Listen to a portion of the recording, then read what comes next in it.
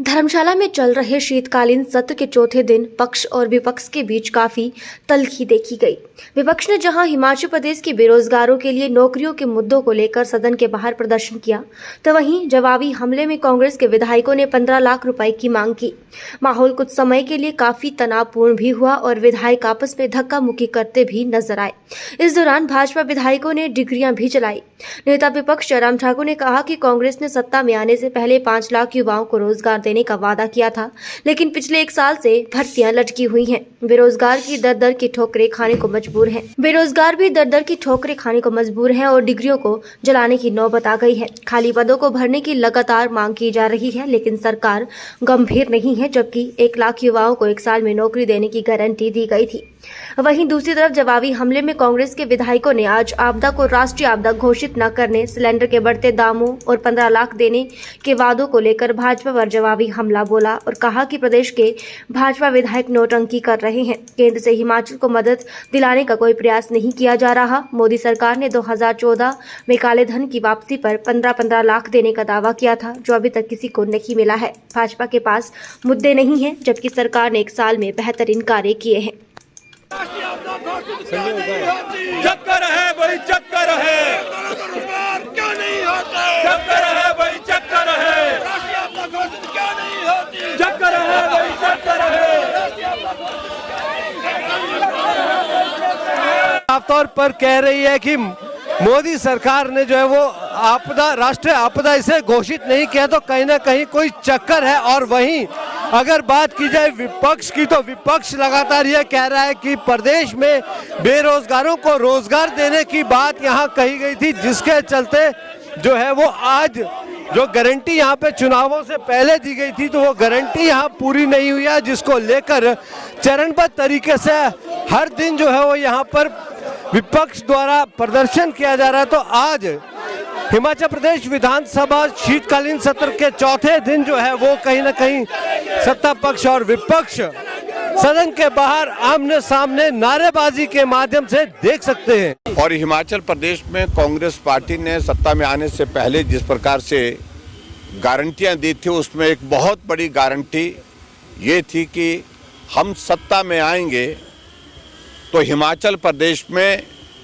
5 साल में 5 लाख नौकरियां बेरोजगार नौजवानों को देंगे। और कैबिनेट की पहली बैठक में पहले दिन ही 1 लाख नौकरियां निकाल दी जाएंगी और वो नौकरियां हिमाचल प्रदेश के जो बेरोजगार हैं उनको दे दी जाएंगी।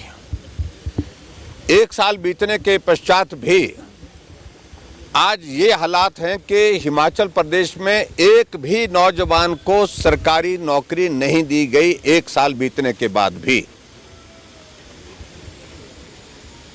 उल्टे हिमाचल प्रदेश में बहुत सारे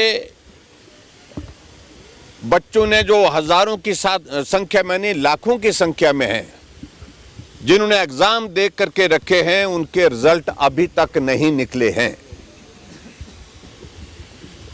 और इस प्रकार से जो गारंटियों का इनका जो दौर हिमाचल प्रदेश में चुनाव से पहले रहा, उसमें नौजवान भ्रमित हुआ, नौजवानों को लगा कि शायद हमको नौकरी मिलेगी और उस वजह से कांग्रेस पार्टी सफल हो गई सत्ता को हासिल करने के अपने उस लक्ष्य में। लेकिन आज हिमाचल प्रदेश का नौजवान ठगा ठगा महसूस कर रहा है, दर दर वो भटक रहा है, डिग्रियां हाथ में लेकर के। और हिमाचल प्रदेश में ये परिस्थिति आपके सामने है कि जो आउटसोर्स में लगे हुए हमारे कर्मचारी, जो बहुत छोटी राशि से ही अपने परिवार को पालते थे, पोसते थे, उनको नौकरी से निकाल दिया। और ख़ास तौर से जो कोविड में लगे हुए लगभग 2000 बच्चे, जिन्होंने अपनी ज़िंदगी को संकट में डाल करके दूसरे की ज़िंदगी को बचाने का काम किया, उनको 8 महीने से उनको सैलरी नहीं दी गई और 8 महीने से सैलरी ना देने के साथ साथ में उनको नौकरी से भी निकाल दिया गया। और आज हिमाचल में आईपीएच में, पीडब्ल्यूडी में, टूरिज्म में, हेल्थ में अलग अलग डिपार्टमेंट में जो आउटसोर्स में लगे हुए लगभग 10,000 कर्मचारी, 10,000 आउटसोर्स में लगे हुए हमारे बच्चे, उनको नौकरी से निकाल दिया गया। जहां वादा किया था 5 लाख नौकरी देने का, और कैबिनेट की पहली बैठक में पहला निर्णय होगा जहां 5 लाख में से 1 लाख नौकरियां दे दी जाएंगी, लेकिन एक भी नौकरी अभी तक मिली नहीं।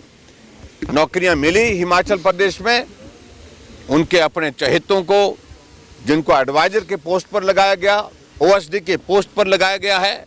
नौकरी मिली सीपीएस को, नौकरियां मिली बाकी जो जिनको ये अलग अलग पदों पर सुशोभित किए जा रहे हैं। लेकिन हिमाचल प्रदेश का बेरोजगार आज भी सड़कों पर डिग्रियां लेकर के हाथ में घूम रहा है। जिस प्रकार से आज देख रहे हैं प्रदर्शन विधानसभा के बाहर हम जिस प्रकार से कर रहे हैं, उसी तरह की परिस्थिति में, और आज ये ऐसी स्थिति बन गई है उनके सामने कि वो डिग्रियां हाथ में लेकर के ऐसे दौर में पहुंच रहे हैं, उनको लगता है कि ये डिग्रियां अब किसी काम की नहीं रही। नौकरी का वादा तो किया था, लेकिन उसके बावजूद सरकार हमारे लिए नौकरी देने के लिए इच्छुक नहीं है। ऐसे में डिग्री का क्या करें, डिग्रियों को जलाने में और डिग्रियों को फाड़ने के लिए उनका मन कर रहा है। ये परिस्थिति आज के हिमाचल प्रदेश की है। इसलिए आज विधानसभा का ये चौथा दिन है, और विधानसभा के चौथे दिन हमने ये तय किया जो सबसे बड़ा मुद्दा है, जो हिमाचल प्रदेश से के 10 लाख से ज़्यादा बेरोजगारों की जिंदगी से, उनके भविष्य से जुड़ा हुआ विषय है। उस विषय को लेकर के आज हम यहाँ आपके बीच में यहाँ प्रदर्शन करते हुए विधानसभा के बाहर एकत्रित हुए हैं। और आप सब लोग इस सारी चीज़ को पिछले 4 दिन से देख रहे हैं कि गारंटी के एक एक सिलसिले बार हम लोगों के सामने अपनी बात रखने की कोशिश कर रहे हैं। आप सब आए, बहुत बहुत धन्यवाद।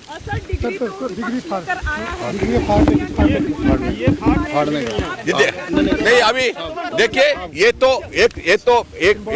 ये तो सिंबॉलिक है, और सिंबॉलिक है, डिग्री ओरिजिनल नहीं है।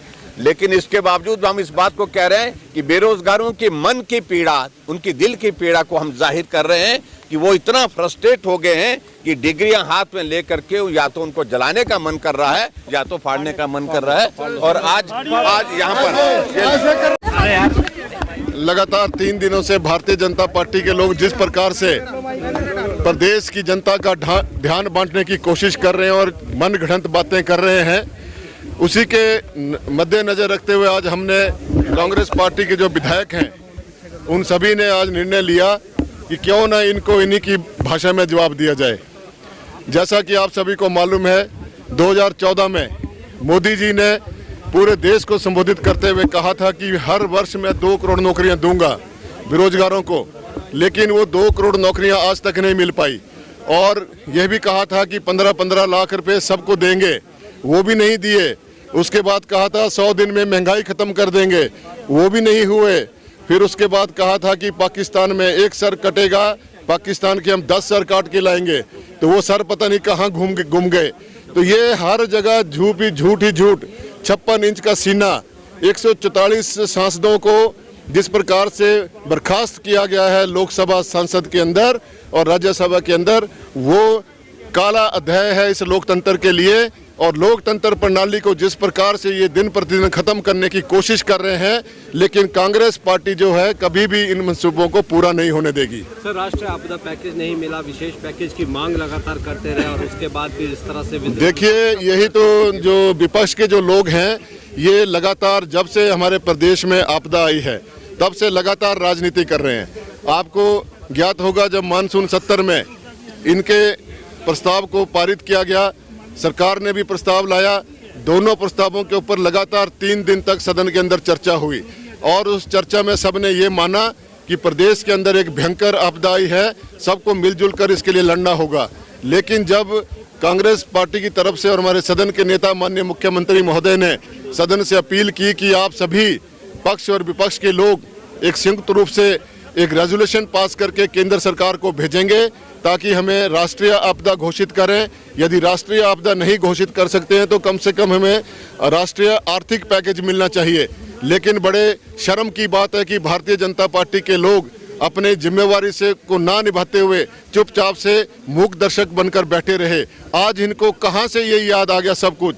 जहां तक हमारे प्रदेश सरकार की बात है, माननीय मुख्यमंत्री महोदय लगातार आर्थिक संसाधनों में कमी होने के बावजूद जिस प्रकार से उन्होंने 4500 करोड़ रुपए का एक आर्थिक पैकेज घोषित किया अपने प्रदेश की जनता के लिए, उनके जो टूटे हुए भवन थे और उनको रिलीफ मैनुअल में इतना भारी बदलाव करके जो है वो पूरे देश भर के पहले मुख्यमंत्री बने हैं।